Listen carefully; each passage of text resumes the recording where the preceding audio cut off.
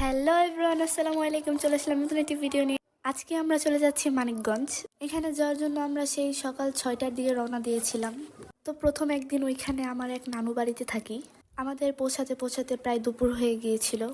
গিয়ে দেখি নানু আমাদের জন্য পিঠা আর মুরগির মাংস রান্না করেছে। খাওয়া দাওয়া শেষ করে রেস্ট নিয়ে আমরা সন্ধ্যার দিকে বাইরে বের হই। দেখে মনে হচ্ছে আমরা একটা ভূতের আস্তানায় আসছি। বাস যার শুধু এখানে স্বাভাবিক মানুষ রাতে কিভাবে চলাফেরা করে কি জানি। অনেকক্ষণ চারপাশে হাঁটাহাঁটি করার পর আমরা একটা দোকান পেয়ে যাই। দেন আমি আর আমার বোন দুটা আইসক্রিম নিয়ে নেই। পরের দিন সকালবেলা ঘুম থেকে উঠে বাইরে যাওয়ার পর দেখি নিচে পুরো শিউলি ফুলে ভর্তি।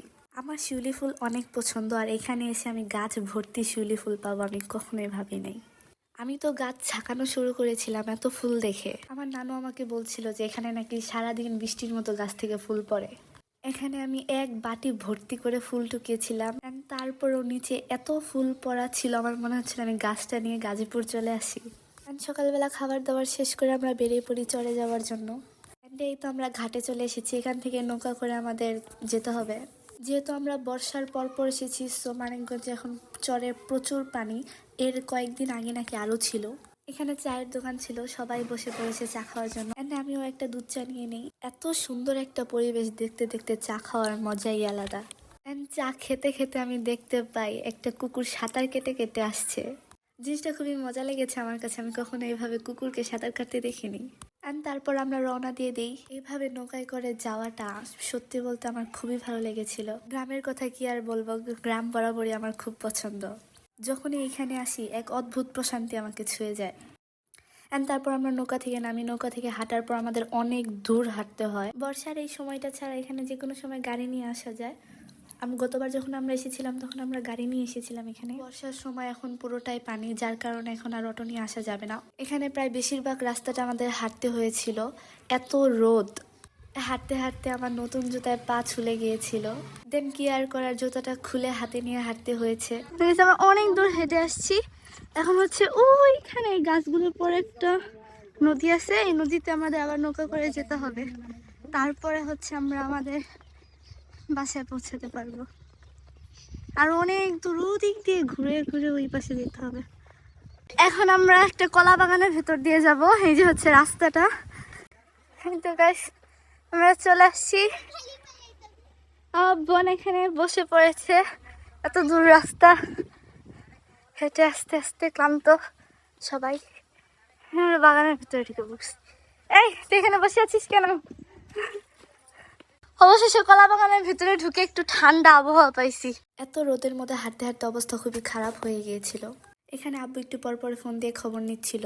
আসলে বাবার এরকমই হয়, বাসা থেকে বের হলে অনেক বেশি চিন্তিত থাকে। যাওয়ার পথে আমরা দেখতে পাই একটা লোক এই রোদের মধ্যে সবজি উঠাচ্ছে। আমার নানা এত টাটকা ফ্রেশ সবজি দেখে সবগুলো সবজি কিনে ফেলে। আমরা নৌকায় আবার যাওয়া হচ্ছে ওই পারে। অনেকক্ষণ হাঁটার পর আমরা এখন আবার নৌকায় উঠবো। গেস এখানে এসে আমরা দেখি আমাদের এই পুরাটা কাদা পাড়িয়ে গিয়ে নৌকায় উঠতে হবে। আমরা কাজিনরা জিনিসটা খুব এনজয় করছিলাম, কারণ আমরা এরকম একটা মুহূর্ত কখনোই ফেস করি। এখানে আমার বোন লোকটাকে বলছিল আমাকে কোলে করে নিয়ে যান। এদিকে আমার পা গর্তে পড়ে গিয়েছিল। জিনিসটা অনেক বেশি মজা লাগছিল, আবার একটু ভয়ও করছিল। অবশেষে আমরা নৌকায় উঠে পড়ি। আমি তো এত সুন্দর পানি দেখে বসে বসে পা দুলাচ্ছিলাম। পরিবেশটা এত সুন্দর ছিল বলে বোঝাবার মতো না। তারপর নৌকা থেকে নামার পর এখানে অনেক সুন্দর কচুরিপানার ফুল দেখতে পাই। এত এত কচুরিপানা ছিল এখানে, আর ফুলগুলো এত সুন্দর লাগছিল, মাশাআল্লাহ। তো গাইস অবশেষে আমরা বাসার দেখা পাইছি।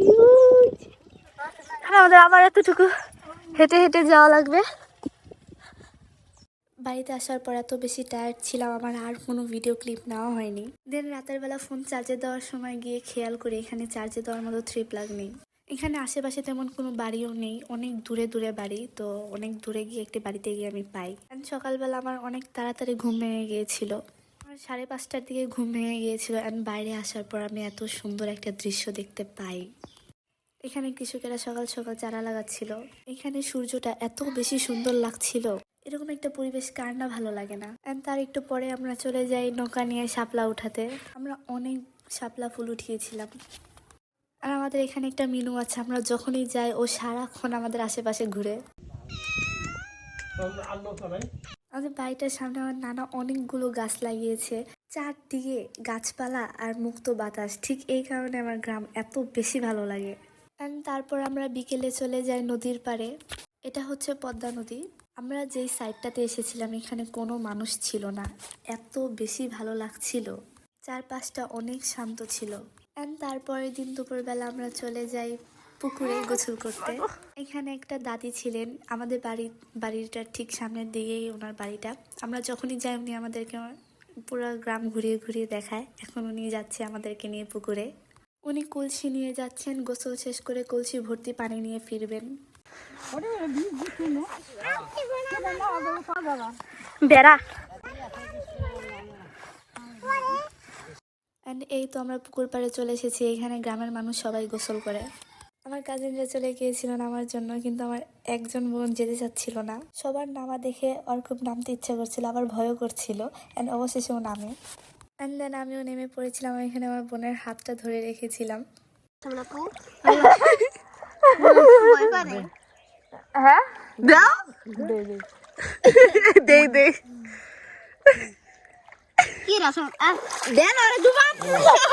এখানে আমার বোন ডুব দিতে ভয় পাচ্ছিল, এটা নিয়ে আমরা খুবই হাসাহাসি করছিলাম। গোসল শেষ করে খাওয়া দাওয়া শেষ করে রেস্ট নিয়ে বিকেলে বেরিয়ে পড়ি। এখানে এভাবে মোটর দিয়ে ধান খেতে পানি দেওয়া হচ্ছিল। এদিকে এদিকে আমাকে এদিকে। অ্যান্ড 3 দিন থাকার পর আমরা আবার গাজীপুরে ব্যাক করি। আসলে এখান থেকে আসতে ইচ্ছে করছিল না। এখানে আসলে আমার আর গাজীপুরে যেতে ইচ্ছে করে না, মনে হয় এখানেই থাকি। সো আজকের ভিডিওটি ছিল এই পর্যন্তই। ভালো লাগলে অবশ্যই জানাবেন। আল্লাহ হাফেজ।